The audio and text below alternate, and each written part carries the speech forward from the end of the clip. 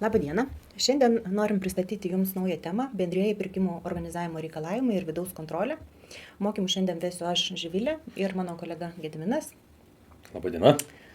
Tai kalbėti apie pirkimo organizavimo reikalavimus ir vidaus kontrolės aspektus yra nemažiau svarbu, negu kalbėti apie pirkimo procedūrų reikalavimus, apie pirkimų reglamentavimą, nes teisinga, efektyvi, savalaikė vidaus kontrolės sistema užtikrina sklandų pirkimų vykdymą organizacijoje. Kodėl svarbu yra kalbėti apie pirkimo organizavimo reikalavimus ir vidaus kontrolės aspektus, nes visų pirma, turėdami tinkamą ir efektyvę vidaus kontrolę, išvengiame arba sumažiname rizikas, kurios gali kilti korupcijos interesų konfliktų srityje.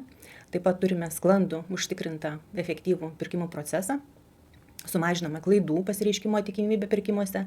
Na ir aišku, kai turim aiškiai orientuotą sistemą, taip pat turime mažiau streso, kai yra vykdomi auditai pirkimų. Tai apie ką šiandien kalbėsim? Šiandien kalbėsime apie bendruosius pirkimų organizavimo reikalavimus ir vidaus kontrolę, kokios yra teisinės prielaidos, kurios yra numatytos tiek viešųjų pirkimų įstatyme, tiek kitose teisės aktuose. Paminėsime metodinės priemonės, kurios jums tikrai bus didelė pagalba ir yra didelė pagalba jums organizuojant vidaus kontrolės procesus. Pasidalinsime gerąją praktiką ir praktiniais patarimais.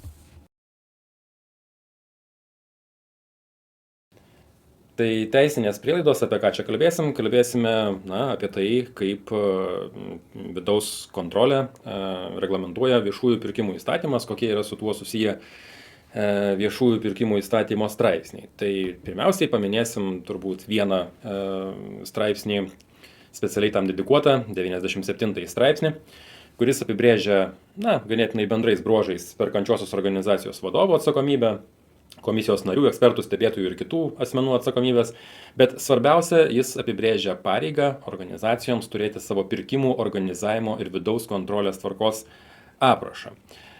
Tame apraše yra apibrėžiami vidaus kontrolės procese dalyvaujantis asmenys, ar tai asmenys ar padaliniai perkančiosios organizacijos, nurodomos jų funkcijos, atsakomybė, atskaitomybė, apibrėžiama perkančiosios organizacijos tam būtent apraše. Koks tikslas to aprašo, tai perkančiosios organizacijos ta visa kuriama sistema ir aprašyta tvarkos apraše, ji turi padėti užtikrinti vidaus kontrolės ir vidaus audito įstatyme nurodytų kontrolės tikslų pasiekimą per visą pirkimo procesą. Tai reiškia, nuo pat pasirengimo pirkimui, nuo jo inicijavimo ar negi dar prieš inicijavimą iki sutarties įvykdymo. Kai jau rezultatą turime, jį priimame ir už jį atsiskaitome. Tai nuo pradžios iki pabaigos turim užtikrinti tinkamą ir laiku atliekamą pirkimų vidaus kontrolę institucijoje. Taip, kitaip sakant, ta vidaus kontrolė jūsų turi būti nemenama, nepreziumuojama, o jinai turi būti dokumentuota. Jūs turit pasitvirtinti tvarką organizacijoje, atsižvelgiant į jūsų įstaigos struktūrą, žmogiškųjų išteklių aspektus, apskritai pirkimų vykdančių asmenų skaičių ir panašiai. Galbūt jūsų gerasias praktikas, kokias jūs turite ar turėjote pirkimų valdyme, kas jums užtikrino sklandų bendradarbiavimą tarp visų padarinių, visą tai jūs turite atspindėti savo vidaus kontrolės tvarkos apraše. Taip pat čia reikėtų priminti, kad 97 straipsnis nustato, kad už perkančiosios organizacijos atliekamus pirkimus atsako ne kas kitas, o perkančiosios organizacijos vadovas. Na ir žinoma, be kita ko, taip pat komisijos nariai, ekspertai, stebėtojai, už sutarties vykdymą atsakingi asmenys taip pat turi atsakomybę, kuri yra nustatyta Lietuvos Respublikos įstatymuose. Kas dar yra 97 straipsnėje? Tai yra perkančiosiom organizacijom nustatyta pareiga dokumentais pagrįsti atliekamo pirkimo eigą. Tai reiškia, kad perkančioji organizacija privalo turėti dokumentus, kurie pagrįstų jos priimtus sprendimus. Ir čia praktikoje vėlgi kartais susiduriama su tokiom problemom, kad ne visi etapai yra tinkamai dokumentuoti arba nesugebama pademonstruoti atėjus laikui, kad turimi atitinkami dokumentai. Kaip pavyzdys, kartais su tiekėjais bendraujame galbūt elektroniniu paštu, kai tai nevyksta pirkimo procedūros ir kai tai yra leidžiama ar ne. Bet toks susirašinėjimas, tarkim, ne visuomet organizacijose yra išsaugomas, lieka tik tais pašto dėžutėje, darbuotojui išėjus iš darbo, kai auditas ateina po kokių 4 metų, nei to darbuotojo, nei jo pašto jau nelikę. Tai vėlgi šitas yra labai svarbus aspektas įsivertinti ir saugoti ne tik kažkur pašte, bet tikrai svarbius dokumentus iš sutarties vykdymo etapo registruoti, tarkim, ir dokumentų valdymo sistemoje, kitaip sakant, užtikrinti visą veiksmų atsekamumą ir seką. Lygiai tas pats pasakytina apie kai kuriuos priimamus sprendimus pirkimo procedūros metu, kai, tarkim, vertinant pasiūlymus vyko tikrai galbūt dideli debatai komisijoje, buvo nagrinėjama, kaip čia vertinti vieną ar kitą techninį pasiūlymo aspektą, aiškinamasi, išsiaiškinta tikroji tiesa galbūt su techniniais ekspertais ir taip toliau, bet tai lieka didžiaja dalimi komisijos atmintyje, o protokolas, kaip neretai būna parašytas labai trumpai, susirinkta, svarstyta, nuspręsta ir tiek žinių. Vėliau, vėlgi, kaip sakau, ateina auditas po 4-5 metų, pusės tų komisijos narių nebėra, tie, kurie yra, jau ir nebeatsimena, nes pirkimų turi tikrai ne po vieną. Ir vėlgi gaunam klausimus iš audito ir aiškinamės visus tuos aspektus, visus tuos klausimus, kuriuos aiškinamės dar kartą pakartotinai ir dar bandydami tai išsiaiškinti, o kaip buvo, kokia praktika buvo prieš 4-5 metus. Tai vienas dalykas, kad tai yra neefektyvu, kelia stresą, bet ir iš kitos pusės, ir iš esmės pažeidžia viešųjų pirkimų įstatymą, tiksliau jo nuostata, kad perkančioji organizacija turi dokumentus turėti, kurie pagrįstų juos priimamus sprendimus, o ne paskui bandyti po 4-5 metų, kaip sakant, atgaminti, kokie tie sprendimai buvo ir kokie buvo jų argumentai. Ir kitas pavyzdys, ką kartais tenka matyti iš patikrinimo arba iš paaiškinimų perkančiųjų organizacijų, tai yra bendravimas telefonu. Gautas kažkoks tiekėjo dokumentas, kuriuo jis grindžia savo patirtį ir kvalifikaciją. Ir perkančioji organizacija nori įsitikinti, nori įsitikinti, ar tiekėjo dokumentas pagrindžia, ar ten nurodyta tiesa. Ir paskambina kitai perkančiai organizacijai arba užsakovui nurodytam toje pažymoje ir paklausia tam tikros informacijos telefonu, gauna atsakymą. Ir vėlgi tas telefonų pakalbėjimas lieka atmintyje ir niekaip nėra užfiksuojamas. Vėlgi vėliau kyla klausimas audito metu, kai buvo patikrintas vienas ar kitas elementas. Atsakymas būna toks: mes paskambinom, mums pasakė. To paskambinam pasakė, nelabai kaip gali pademonstruoti, nėra kaip to persiųsti, įsekti į bylą ir tikrai tas žmogus, su kuriuo telefonu buvo kalbėta, po daug metų to ir nepatvirtintų ir gal ir neprisimintų. Bet net ir netiek svarbu, ar jis prisimintų, nes vėlgi dokumente niekur nėra užfiksuota. Tai telefonu, aišku, galima pasiskambinti, preliminariai pasikalbėti, tačiau tikrai reikėtų tokiais atvejais užsidokumentuoti, tai tiksliau parašyti, galbūt ir raštą tai pačiai organizacijai, jeigu tikrai tai yra būtina gauti kažkokią papildomą informaciją ir turėti informaciją rašytinę formą. Ir aišku, dar reikia priminti, kad bendravimo su tiekėjais pirkimo procedūros metu paklausimai, atsakymai turėtų vykti, dažniausiai tai vyksta elektroniniam priemonėm, centrinės viešųjų pirkimų informacinės sistemos priemonėm. Tai vėlgi mėgsta tiekėjai kartais pasiskambinti pirkimo procedūros metu ir užduoti kažkokį klausimą, į kurį organizacija atsako telefonu. Tai vėlgi tai nėra gera praktika, nes atsakymas, kaip žinom, turėtų būti į klausimus siunčiamas visiems tiekėjams, nebent ten būtų labai jau techninis toksai klausimas, ar ne, kokioje čia sistemoje vyksta, kur prisiregistruoti, bet dažniausiai, jeigu tai yra klausimas apie pirkimo dokumentų kažkokių sąlygų paaiškinimą, tai tokie klausimai turėtų būti atsakomi per sistemą ir klausimai gaunami per sistemą, nes vėlgi turi būti užtikrintas ir veiksmų atsekamumas ir vienodos informacijos tiekėjams teikimas. Taip pat reikėtų nepamiršti, kad jūsų pirkimuose gali dalyvauti stebėtojai, kurie prižiūri, ar yra tinkamai laikomasi viešųjų pirkimų įstatymo reikalavimų. Tai nežinau, kokią praktiką turite, bet gali jūsų pirkimus stebėti tam tikrai asmenys. Paprastai tai yra kontrolės funkciją atliekančių institucijų paskirti deleguoti asmenys ir kiti asmenys, kurie yra nustatyti 92 straipsnio 3 dalyje. Ir Gediminas kalbėjo ilgai apie tinkamą dokumentavimą viso pirkimo proceso, tai nemažiau svarbu yra laikytis dokumentų saugojimo terminų ir viešųjų pirkimų įstatymo 97 straipsnį yra numatyta, kad visi su pirkimu susiję dokumentai, tai yra pradedant nuo paraiškos, nuo tam tikro poreikio išreiškimo ar ne, pirkimo dokumentai, paraiškos ir kiti dokumentai susiję su pirkimu yra bendrai saugomi 4 metus nuo pirkimo pabaigos. Na, taip pat reikėtų nepamiršti, kad ES lėšom finansuojamų pirkimo dokumentai pagal bendrąją dokumentų saugojimo rodiklę, kuri yra patvirtinta taip pat teisės aktu, tie dokumentai turi būti saugomi nuo 5 metus nuo pasibaigus pirkimui. Na ir tam tikrais atvejais tie terminai gali būti dar ilgesni, pavyzdžiui 6 metai, tai čia jau konkrečiai reikia žiūrėti į projekto finansavimo sutarties nuostatas, ten yra parašyta, kiek konkrečių atvejų jūsų pirkimo dokumentai turi būti saugomi. Taigi nepamirškite tinkamos dokumentų saugomo tvarkos ir atitinkamai užtikrinkite tinkamą šios pareigos vykdymą. Kitaip sakant, nereikėtų visuomet remtis vien viešųjų pirkimų įstatymę numatytų bendruojų terminų, nes tai yra bendrasis terminas. Kaip Živilė minėjo, jie gali būti ilgesni ir būtent iš ES lėšų finansuojamuose projektuose jie ir būna ilgesni ir ten būna po projekto pabaigos, net ne po pirkimo pabaigos 6 metai. Tie dokumentai turi būti saugojami. Ir kas, aišku, parašyti, nusistatyti, kaip dokumentai saugojami yra vienas dalykas, kas svarbu nepamiršti, tai ir užtikrinti to fiziškai.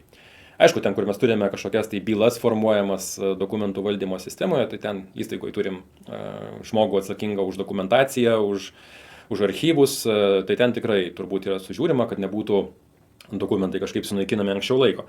Tačiau kur gali problema kilti, kai tam tikri dokumentai yra saugojami sistemose. Na, aš jau kaip minėjau, aišku, elektroninis paštas tai yra viena istorija, bet net ir kitais atvejais turim, kai naudojam kažkokias specializuotas programas, programinę įrangą pirkimų paraiškom rengti ir saugoti.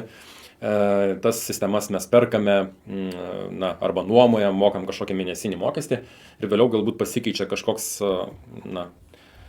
organizacijos vizija pasikeičia arba galimybės ir jį nusprendžia arba sistemą pakeisti į kitą, arba atsisakyti ir grįžti, tarkim, prie to popierinio varianto. Ir šioje vietoje pamirštama turbūt tai, kad neužtenka vien atšaukti plano, už kurį mokam ir gaunam prieigą prie tos sistemos, bet ir kažkaip užsitikrinti, kad ir vėliau tą visą būtiną laikotarpį mes galėsime iš tos sistemos išsitraukti tai, ką ten įdėjome.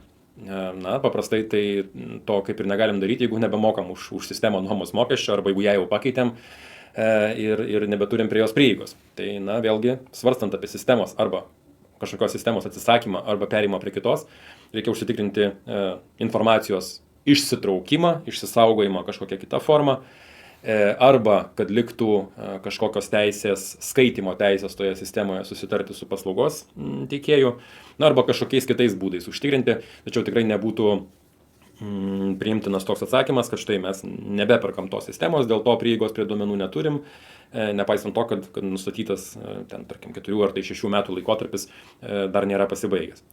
Tai į tai tikrai yra svarbu atsižvelgti, planuojant įvairius pirkimus ir ypatingai dokumentų valdymo sistemų ir pirkimų, galbūt valdymo sistemų pirkimus. Taip. Toliau seka kiti viešųjų pirkimų įstatymo straipsniai, kurie kalba apie pirkimus atliekančių asmenų teisės, pareigas ir apskritai konstrukciją, ar ne, kaip perkančioje organizacijoje asmenys atlieka pirkimus. Tai yra viešųjų pirkimų 19 straipsnis, kuriame yra nustatyta, kad perkančioji organizacija pirkimo procedūroms atlikti privalo sudaryti viešojo pirkimo komisiją. Aišku, tais atvejais, kada ta komisija yra privaloma sudaryti. Yra nustatyta, kad komisija dirba pagal patvirtintą darbo reglamentą, tai yra dar vienas dokumentas, kurį turite turėti.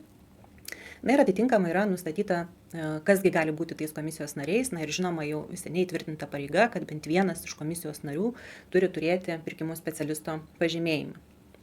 Taip pat 21 straipsnis labai svarbus, kai kalbame apie interesų konfliktus. Šiame straipsnėje yra apibrėžta, kas yra interesų konfliktas, kaip jis yra suprantamas perkančioji organizacijai, kokios yra pareigos perkančiosioms organizacijoms interesų konflikto aspektais. Tai šiandien plačiau apie interesų konfliktus nekalbėsime. Bus atskiri mokymai apie tinkamą interesų konfliktų valdymą organizacijoje. Nemažiau svarbu yra perkančio organizacijai turėti pasitvirtinus pirkimų planus, žinote, pareigą įstatymo lygių nustatyta, kad perkančio organizacija privalo pasitvirtinti pirkimų planą. Čia reikėtų nepamiršti atskirties tarp pirkimų plano ir pirkimų suvestinių. Tai čia tikrai yra skirtumų, tiesiog reikia jums žinoti, kad kiekvienais metais iki kovo 15 dienos perkančio organizacija turi pasitvirtinti einamųjų metų pirkimų planą. Ir atitinkamai, jeigu vyksta kažkokie tai pokyčiai, tai jį reikia atitinkamai pakeisti. Taip pat, kalbant apie pirkimų tinkamą valdymą, reikia nepamiršti, kad kai kuriuos pirkimus jūs turite ar privalote pirkti per CPO LT, vadinkim CPO per CPO LT katalogą, arba jeigu jūs esate savivaldybės kontroliuojama įstaiga, tai atitinkamai yra pareigos nustatytos, kad pirkimus taip pat turite atlikti per centrinę perkančią organizaciją. Ir kitais atvejais galbūt pirkimai bus atliekami pagal įgaliojimą arba galbūt bus pas jūs bendrai atliekamų pirkimų. Čia jau kaip sudėliosite pirkimų tvarką savo organizacijos strategijoje, tai tokią tvarką turėtumėte ir atspindėti atitinkamai. Taip pat reikia neužmiršti tinkamai paviešinti pirkimų rezultatus, tai kalbama apie ataskaitų tinkamą teikimą, sutarčių viešinimą, šios pareigos jau yra įprastos ir žinomas perkančiosioms organizacijoms, čia daug klausimų matyti nekyla, tiesiog reikia neužmiršti pirkimą pabaigus atitinkamai paviešinti tiek apie pirkimų procedūros rezultatus, tiek pačią sutartį. Ir nemažiau svarbu kalbėti, nuolat kalbama apie sutarčių vykdymo priežiūrą. Tai pirkimai nepasibaigia pirkimo procedūroms, sudarius sutartį, nemažiau svarbu yra tinkamai vykdyti sutarčių vykdymo priežiūrą ir prižiūrėti, kad tai, ką jūs įsigijote, tai, ką jūs pareikalavote, už ką jūs sumokėjote, bus atitinkamai ir įgyvendinta sutarties vykdymo metu. Taip pat jau Gediminas minėjo, kad svarbu nepamiršti, kad yra vidaus kontrolės ir vidaus audito įstatymas ir jame yra nustatyti vidaus kontrolės tikslai. Tai tikslas yra padėti užtikrinti, kad viešasis juridinis asmuo, kitaip sakant, perkančioji organizacija, pirma, laikytųsi teisės aktų, kurie reglamentuoja veiklą, laikytųsi jame nustatytų reikalavimų, tai antra, saugotų turtą nuo sukčiavimo, iššvaistymo, pasisavinimo ir neteisėto valdymo. Taip pat vykdytų veiklą laikydamasis patikimumo finansų valdymo principo, grindžiamo ekonomiškumu, efektyvumu ir rezultatyvumu. Ką tai reiškia, tai aptarsime šiek tiek vėliau. Ir taip pat teiktų patikimą, aktualią, išsamią ir teisingą informaciją apie savo finansinę ir kitą veiklą. Tai vidaus kontrolė viešajame juridiniame asmenyje yra įgyvendinama atsižvelgiant į tam tikrus aspektus. Tai pirma, atsižvelgiant į viešo juridinio asmens veiklos ypatumus. Ką tai reiškia? Tai reiškia, kad jūs turite pasitvirtinti tokią veiklą, kuri yra efektyvi ir proporcinga atsižvelgiant į jūsų organizacijos dydį, kaip minėjau, asmenis, kurie vykdo apskritai pirkimus, kai mes kalbame apie pirkimo planavimą tinkamą ar ne, ir vidaus kontrolės mechanizmus, tam tikrą gerąją praktiką, kurią jūs turite sukūrę ir panašiai. Tai taip pat turi būti kontrolė įgyvendinama laikantis vidaus kontrolės principų, kurie yra įtvirtinti vidaus kontrolės 5 straipsnė, apie juos kalbėsiu. Ir taip pat apimant vidaus kontrolės elementus, kurie nurodyti vidaus kontrolės audito įstatymo 6 straipsnėje.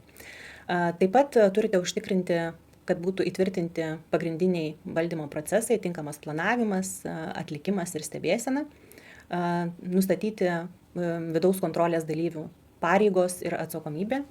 Apie tai Gediminas irgi jau kalbėjo, jūs turite įtvirtinti ne tik asmenų funkcijas tam tikras, bet aiškiai įtvirtinti jų pareigas ir atsakomybę, nes kai kalbame apie asmenų atsakomybę, tai svarbu užtikrinti, kad atsitikus kažkokiam tai įvykiui, tarkim, pražiūrėjus ar ne, taip kalbant, interesų konfliktų tinkamą deklaravimą, žinotumėt, pas kokį asmenį aš turiu kreiptis, kad išsiaiškinti, kasgi buvo padaryta sistemoje ne taip.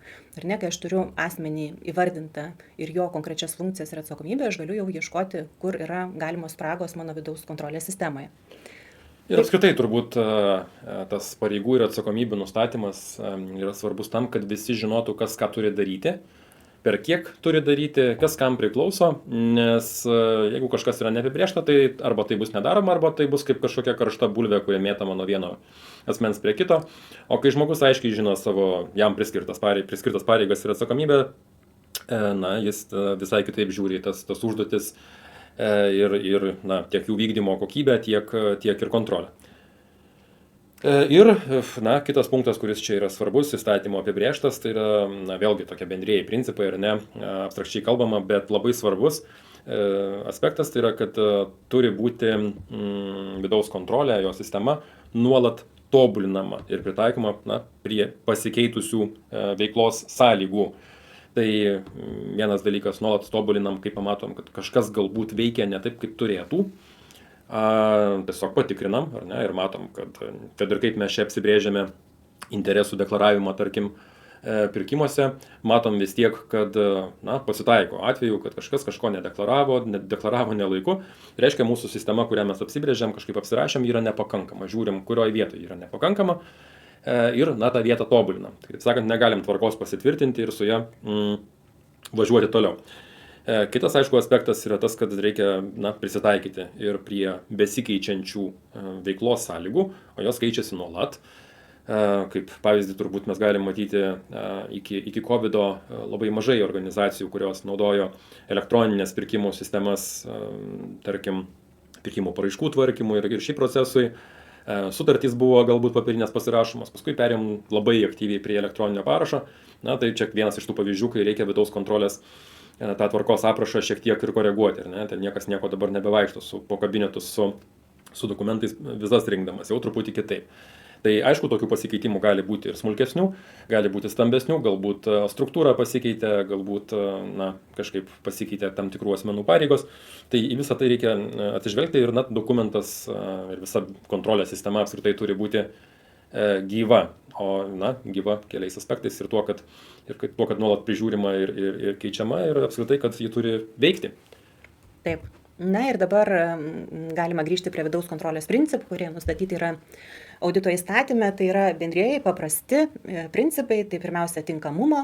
Tai reiškia, kad vidaus kontrolė pirmiausia turi būti gyvendinama ten, kur yra didžiausia ir rizika, kur yra susiduriama su didžiausia rizika, tai priklausys nuo perkančiosios organizacijos veiklos pobūdžio ir kiekviena organizacija tos tinkamumo kriterijus nusistatys matyt atskirai. Atsižvelgdama į savo veiklos specifiką, efektyvumo principas be abejo yra svarbus, kai mes kalbame apie tai, kad sąnaudos neturi viršyti dėl tos kontrolės gaunamos naudos, dėl atliekamos vidaus kontrolės, įgyvendinimo sąnaudos turi būti, kitaip sakant, proporcingos, ar ne? Taip pat turi būti užtikrinamas rezultatyvumas, turi būti pasiekti vidaus kontrolės tikslai, tai yra nereikia užsibrėžti tokių kontrolės tikslų, kurie yra neįgyvendinami ir nepasiekiami, arba kuria pernelyg didelę administracinę naštą, čia vėl grįžtame tą efektyvumo principą. Vidaus kontrolė turi būti proporcinga rizikai ir neperteklinė. Kitaip sakant, nereikia pasitvirtinti kontrolės mechanizmų ten, kur jie veikia neužtikrinant proporcingumo ir efektyvumo principą. Tai yra, jeigu pas jūs, sakykime, yra labai nedidelė organizacija, yra galbūt atliekama labai nedaug pirkimų ir panašiai, tai nereikia turbūt prisikurti vidaus kontrolės priemonių, tokių, kurios yra neproporcingos jūsų organizacijos dydžiui ir apskritai nustatytom funkcijom. Gal netgi nedydžiui, gali būti ir didelį organizacijai sukurtas toks mechanizmas, kaip pavyzdžiui, pirkimo paraišką norint nupirkti laikrodžiui bateriją, tokią už €50, reikia gauti, departamento direktoriaus sutikimą, tada galbūt, dar kito departamento ir turi būti dar supildomas kažkoks patikros lapas, kad įtraukti į planą tą vieną bateriją ir prikurti dėl vienos baterijos tokią procedūrą, kad pirkimų specialistas turbūt greičiau norės iš savo pinigų tą bateriją nupirkti, negu kad sutvarkyti visus dokumentus. Čia toks kraštutinis atvejis, bet vėlgi aš kalbu iš tam tikros patirties, nes yra tekę matyti tokių tvarkų, kur kaip pavyzdys ta pati baterija buvo perkama su 3 atskirais dokumentais. Tai vėlgi labai neproporcinga. Taip, ir dažnai girdime kartais tokių nusiskundimų organizacijų, kad kaip sudėtinga čia vykdyti tuos viešuosius pirkimus. Ypač kai kalbama apie mažos vertės pirkimus, kur reglamentavimas yra tikrai ženkliai supaprastintas, ar ne? Tai dažnai tenka girdėti, kad reikia parengti krūvą dokumentų, kad atlikti mažos vertės pirkimą. Tai ką Gediminas sako, tai tikrai reikia atkreipti dėmesį ir persižiūrėti savo vidaus kontrolės taisyklės ir visą reguliavimą, kad jums nereikėtų atlikti nepaprastai daug žingsnių, kad nusipirkti nedidelį, sakykime, kad vykdyti nedidelės apimties pirkimą. Tai taip pat vidaus kontrolės principai sako, kad vidaus kontrolė turi būti įgyvendinama laikantis dinamiškumo principą, kad vėlgi reikia pasižiūrėti, kas yra pasikeitę reglamentavime, ar ne, dabar kaip tik tarnyba yra patvirtinusi Liepos mėnesį vidaus kontrolės gaires, ar ne, tai galbūt reikėtų pasižiūrėti, kas ten yra nurodoma ir atitinkamai persižiūrėti savo dokumentus, ar nereikia ten kažkokių pokyčių įvesti. Ir nenutrūkstamo funkcionavimo principas sako, kad vidaus kontrolė turi būti įgyvendinama nuolat. Reiškia, kad jinai turi ne tik būti patvirtinta, bet vykti ne ant popieriaus, o ir gyvenime, kitaip sakant, kad turi būti nuolat vykdoma vidaus kontrolės stebėsena ir tinkamai užtikrinamas jos įgyvendinimas. Kokiosgi yra patvirtintos metodinės priemonės, kurios galėtų jums padėti tinkamai pasirengti vidaus kontrolės valdymui organizacijoje. Tai kaip minėjau, jau viešųjų pirkimų tarnybos parengtos viešųjų pirkimų organizavimo ir vidaus kontrolės rekomendacijos, jos buvo atnaujintos ir labai ženkliai keitėsi. Galite susirasti viešųjų pirkimų tarnybos internetinėme puslapyje aktualią redakciją ir pasižiūrėti. Ten reikėtų atkreipti dėmesį, kad tos rekomendacijos yra labai tokios išsamios ir didelės apimties, bet vėlgi, kaip kalbėjom, turite atsižvelgti į savo veiklos specifiką ir pasitvirtinti savo tinkamas, prieinamas vidaus kontrolės priemonės, siekiant užtikrinti jau dabar ką tik paminėtus vidaus kontrolės principus. Taip pat yra ir aibė kitų dokumentų, kurie yra svarbus, kai kalbam apie bendrasias pirkimų bendruosius pirkimų organizavimo principus, tai yra ir asmens duomenų apsaugą reglamentuojantis teisės aktai minimi ir gairės tarnybos parengtos apie asmens duomenų apsaugą vykdant pirkimus įvairiausiose pirkimų procedūros etapuose, tiek rinkos konsultacijų metu, tiek pirkimo procedūros metu, tiek sutarties viešinimo dalykuose. Tai yra svarbu, nes kiekviena organizacija turi užtikrinti tinkamą asmens duomenų apsaugą. Tai čia yra tikrai nemažai patarimų, kaip tinkamai turi būti įgyvendinta. Taip pat etiško elgesio viešuosiuose pirkimuose gairės patvirtintos, rinkos konsultacijos gairės, kai kalbam apie tinkamą pirkimo planavimą ir organizavimą, tai be rinkos tyrimų ir be rinkos konsultacijų tikrai neišsiversime, tai tie dokumentai yra irgi svarbus. Taip pat tarnyba yra paviešinusi tikrinimo ataskaitas, kurias galite susirasti ir, kaip sakome, mes visada kartuojame, kad geriau mokytis iš svetimų klaidų ir nedaryti savo praktikoje tų klaidų, tai galima susipažinti, kokias įžvalgas yra pateikusi viešųjų pirkimų tarnyba, kas yra susijęs su bendrai vidaus kontrolė ar ne. Taip pat nemažiau svarbus įrankis yra pirkimų vykdytojų žemėlapis švieslentė, kur galite pasitikrinti, kaip jūsų organizacija tam tikrų laikotarpių įgyvendino ar įgyvendina tam tikras priemonės, kaip žaliųjų pirkimų reikalavimus, sutarčių viešinimo reikalavimus ir panašiai. Tai pasitikrinti visą laiką galite, kur esate. Tai galėtų daryti atitinkamai paskirtas asmuo už tam tikras sritis, ar ne, bet apie tai kalbėsim dar išsamiau. Ir dar vienas dokumentas, kuris yra svarbus, tai viešojo pirkimo ir pirkimo komisijos sudarimo ir veiklos organizavimo gairės, kur galite irgi susipažinti su bendraisiais principais, aspektais, patarimais, gerosiomis praktikomis, kaip turi būti sudaroma viešojo pirkimo komisija ir kokie yra svarbiausi aspektai. Taip sakant, dokumentų čia tikrai yra nemažai. Gal netgi ne visus mes juos čia sudėjome, kurie vienaip ar kitaip yra tokie horizontalūs, bendri visiems pirkimam ir padeda užtikrinti pirkimų organizavimo ir vidaus kontrolės tikslų pasiekimą pirkimo procedūros metu. Ne tik procedūros metu, bet rengiantis procedūrai bei prižiūrint sutartis.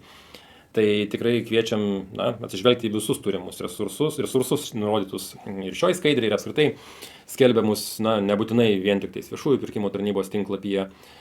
Vėliau kalbėsim ir šiek tiek apie valstybės kontrolės tam tikras įžvalgas, bet ne veltui šioj skaidriai didžiausias paveiksliukas yra būtent viešųjų pirkimų organizavimo ir vidaus kontrolės rekomendacijos, apie kurias dabar kaip tik detaliau ir pašnekėsim. Taip, konkrečiai kalbant apie viešųjų pirkimų organizavimo ir vidaus kontrolės rekomendacijas, kas yra juose nustatyta, tai svarbu atkreipti dėmesį į prievolę, ar ne, kas yra nustatyta, ką turi perkančioji organizacija būti pasitvirtinus. Tai pirmiausia, ji turi nustatyti pirkimų procese dalyvaujančius asmenis, taip pat apibrėžti, kokios yra jų funkcijas, kokias jie turi teisės, pareigas ir atsakomybę, bei kokie jų yra tarpusavio santykiuose. Kaip mes anksčiau kalbėjom, tai yra svarbu dėl to, kad būtų aišku, į ką konkrečioje situacijoje reikia kreiptis ir koks asmuo yra atsakingas už vieną ar kitą pirkimų procedūros procesą. Taip pat reikėtų nustatyti pirkimų procese naudojamų standartinių dokumentų formas, kokios jos yra organizacijoje, turėti jas pasitvirtinus ir jomis naudotis. Ir taip pat turėti įrankius, kurie bus naudojami pirkimo poreikio surinkimui, ar tai bus kažkokia skaitmeninė sistema, ar kažkoks Excelis, ar dar kitos priemonės, kurios jums padės užtikrinti sklandų ir teisingą pirkimo poreikio planavimą, inicijavimą ir visą kitą.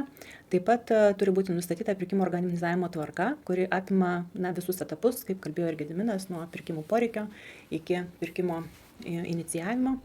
Turi būti nustatyti aiškus terminai, kurie taikomi pirkimų procese ir taip pat užtikrinamas tinkamas jų laikymasis. Taip, ir dabar aptarsime pirmąjį elementą, tai asmenys, jų funkcijos ir atsakomybės.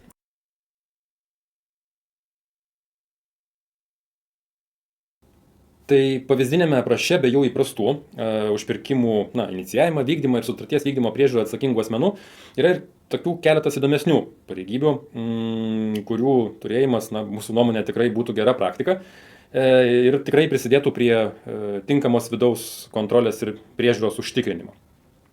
Pavyzdžiui, apraše yra rekomenduojama turėti atskirą už interesų konflikto prevenciją atsakingą asmenį. Jo užduotis pagal aprašo nuostatas yra susijusios visų pirma su tinkamų interesų konfliktų rizikos valdymo užtikrinimu. Taip savaime suprantama, taip visų pirmiausiai yra siejama su pareigos deklaruoti interesus užtikrinimu. Tai yra, kad interesų deklaracijos būtų pateiktos laiku, o tai reiškia iki pirkimo pradžios. Aišku, reikia nepamiršti po to tas deklaracijas ir atnaujinti, darbuotojams kelti kvalifikaciją interesų konfliktų temomis. Taip pat ne ką mažiau yra ne tik deklaruoti, bet ir nepamiršti laiku nusišalinti. Jeigu matome, kad kyla interesų konflikto rizika, reikia ir nusišalinti. Tai vėlgi tai yra atskiras asmuo, kuris rūpintųsi interesų konfliktų prevencija, kuri neapsiriboja vien tik tais interesų deklaracijos pateikimu. Taip pat kita gera mintis apraše yra turėti atskirą pretenzijų nagrinėjimo komisiją. Taip sakant, kad pretenzijas nagrinėtų ne pirkimą vykdanti ir tą pretenziją gavusi komisija, o atskira komisija, kuri, aišku, būtų sudaryta iš visai kitų narių. Ką tai duoda? Tai duoda, kad yra užtikrinamas pretenzijų nagrinėjimo nešališkumas ir objektyvumas ir taikoma vienoda praktika. Nesvarbu, ar pirkimus vykdo viena komisija ar kelios atskiros, tačiau pretenzijas nagrinėja viena pretenzijų nagrinėjimo komisija ir tai vėlgi leidžia užtikrinti vienodą praktiką ir vienodą požiūrį į tas pretenzijas ir vienodų situacijų vertinimą vienodai. Vėlgi, kaip minėjau, nešališkumas irgi vėlgi yra labai suprantamas, kai pretenziją gauname dėl savo parengtų sąlygų arba savo priimtų sprendimų. Tiesiog žmogiškai natūraliai kyla toks noras ir poreikis, kurį yra labai sunku nugalėti, tai yra poreikis kažkaip apginti savo poziciją ir būti teisiu. Tuo tarpu atskira komisija turi visas galimybės pažiūrėti į situaciją iš tiesų objektyviai, nešališkai, nes jeigu ir buvo padaryta kažkokių klaidų, tas klaidas padarė ne ta komisija, kuri pretenzijas nagrinėja, ir jas tas klaidas yra lengviau pripažinti, o pripažinus jas yra, aišku, atsiranda galimybė ir ištaisyti. Taip, man visai patiko, kad yra išskirta atskira pirkimų koordinatoriaus pareigybė ir funkcija, nes jeigu paskaitysite, tvarkos apraše yra atskiros pirkimų koordinatoriaus ir administratoriaus funkcijos, tai pirkimo administratorius tai yra tas, jis atlieka tokius, vadinkim, žemiškus darbus, ar ne, jis yra toks tarpininkas tarp pirkimų iniciatoriaus ir pirkimų komisijos, kol jau pirkimo dokumentai atiduodami komisijai tvirtinti. Tai pirkimų koordinatorius yra toks kaip skėtis perkančioje organizacijoje, kuris užtikrina tiek vienodą praktiką, tiek seka teisės aktų pasikeitimus, kas liečia viešųjų pirkimų reglamentavimą, atitinkamai suteikia grįžtamąjį ryšį į pirkimo komisiją, į inicijavimo etapą, į planavimo etapą, jeigu kažkas sutarties vykdyme buvo ne taip ir panašiai. Taip pat organizuoja, rengia mokymus pirkimų specialistam, tiek interesų konfliktų valdymo tema, tiek korupcijos prevencijos temom ir panašiai. Tai tokią pareigybę verta turėti, jeigu turit žmogiškų resursų, nes labai svarbu organizacijai užtikrinti ne tik galiojančio teisinio reglamentavimo aktualumą kiekvienam pirkimų procese, bet ir tinkamas kompetencijas kiekvienoj pareigybei, kad asmenys, tie, kurie yra atsakingi už viešuosius pirkimus, išmanytų savo dalyką kaip įmanoma geriau. Taip pat yra apraše minimos ir kitos funkcijos, jau įprastos turbūt, kaip Centrinės viešųjų pirkimų informacinės sistemos administratorius, finansininkas, asmens duomenų pareigūnas, ir taip pat yra minima pirkimų planavimo komisija, bet kaip kalbėjom, ar ji tokia turėtų būti, ar jinai bus, tai spręsite atsižvelgdami į savo organizacijos struktūrą. Ir dar vieno asmens nepaminėjom, kuris iš tiesų yra svarbus. Rekomenduojama dar turėti atskirą asmenį, kuris būtų atsakingas už sutarties įvykdymo užtikrinimų pateikimą. Kaip jau mes minėjom, vidaus kontrolės sistema turi veikti taip, kad būtų gyva ir prisitaikytų prie įvairių pokyčių. Tai turbūt šio asmens turėjimas, būtent šis aspektas, galbūt yra vienas iš šio principo pavyzdžių. Kadangi čia reaguojama į tai, jog pastaruoju metu pasitaiko nemažai pažeidimų susijusių su sutarties įvykdymo užtikrinimų pateikimu, arba tiksliau situacijom, kai tie užtikrinimai, kurie tiekėjų yra pateikiami, jie pateikiami arba nelaiku, arba netitinka kažkokių nustatytų reikalavimų.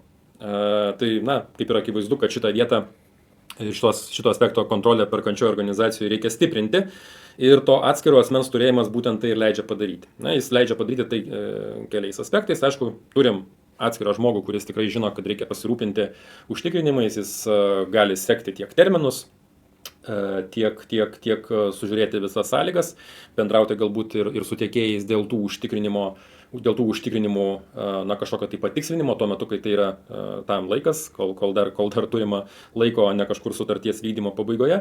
Taip pat vienas žmogus, kuris specializuojasi vienoje, galbūt ne vienoje, bet specifiškai vienoje srityje, tai būtent su užtikrinimais, jis tų užtikrinimų jau bus matęs ne vieną ir ne du, ir ne kartą galbūt per metus, bet jam periodiškai tų užtikrinimų įvairiausių banko garantijų ar laidavimo draudimų teks matyti ir jis jau žinos tas probleminės vietas, į kurias reikia pasigilinti, kur reikia pažiūrėti.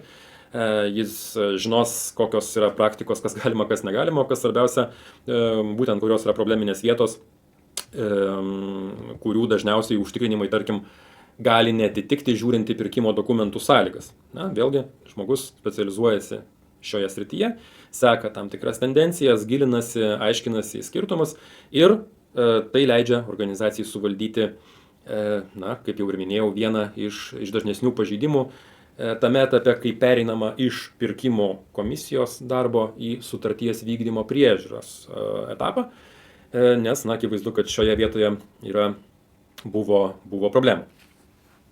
Taip, tai, kaip jau minėjau ankstesnėje skaidrėje, kiekvienoje organizacijoje gali būti skirtingas už pirkimus ir tam tikrus pirkimo proceso kontrolės elementus atsakingų asmenų skaičius, bet norisi vis tiek užtvirtinti ir duoti keletą patarimų tam atvejui, jeigu vis dėlto sumažintumėte tų atsakingų asmenų skaičių savo organizacijoje ir neturėtumėte 14 skirtingų asmenų, kaip rekomenduojama pavyzdinėme VPT apraše.